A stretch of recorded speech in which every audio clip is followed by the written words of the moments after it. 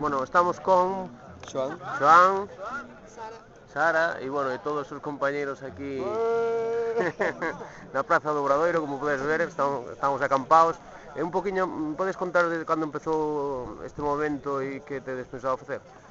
Bueno, neste momento pois apareceu xa hai agora ao mellor un mes, non, ahora, hai agora xa un mes máis ou menos, apareceu un pouco pois a nivel de iniciativa, bastante xente na rede, e bueno, como son os medios de comunicación hoxe en día, pois se difundiu enseguida.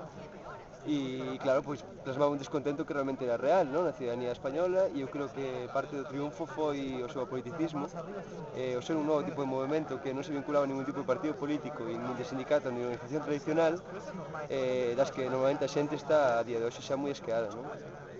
E bueno, pois prosperou, foi medrando, moitas cidades en todas as provincias españolas pois tuvo eco, e bueno, en Galicia pois non quixemos ser menos, e un grupo inicial a partir de Sonia se creou en Facebook. Eu tamén, bueno, aos poucos días xa tuve a sorte de encontrarlo e me metín, e me pareceu unha idea preciosa, me pareceu unha idea necesaria, ¿no?, para toda a xente que realmente estamos descontentos co sistema político, co sistema financiero e co xeito de facer política, ¿no?, que se ten neste país e que se está tendo en Europa e no mundo ahora mismo. Vemos que non hai unha salida aos problemas globales e que o rumbo que está tomando pois non é o que se debe, ¿no?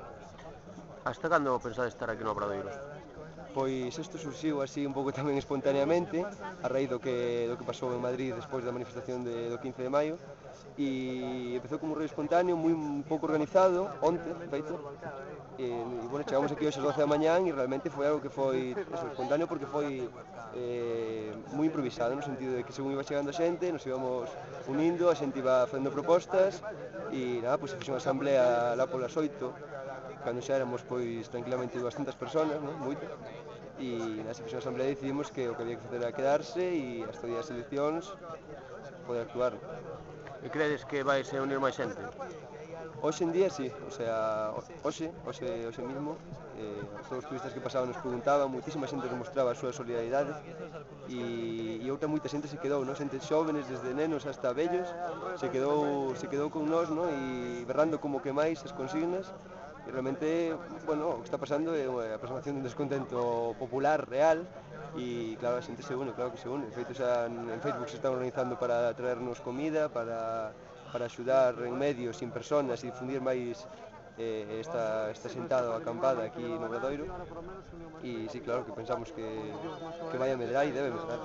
Isto semella un pouco tamén o que aconteceu en Portugal. Claro, sí, digamos que o primeiro a punta, non? Non foi as revoltas do mundo árabe, que tamén son un exemplo, pero eu non penso que foron a real, non? Porque non son, digamos, o exemplo que Europa nos podemos medir. Eu creo que a vara de medir realmente foi Islandia, non? Foi a chama de revolución, por decirlo así, non? Unha maneira un pouco. E claro, o seu exemplo pois transgrediu fronteiras, a parte da censura, a pesar da censura informática, que foi vergonzosa. E bueno, a raíz deso, Portugal, que un país, claro, cos problemas que ten agora económicamente, no? E o rescate e todo, pois un país no que foi o seguinte en revolucionarse, e foi un exemplo tamén.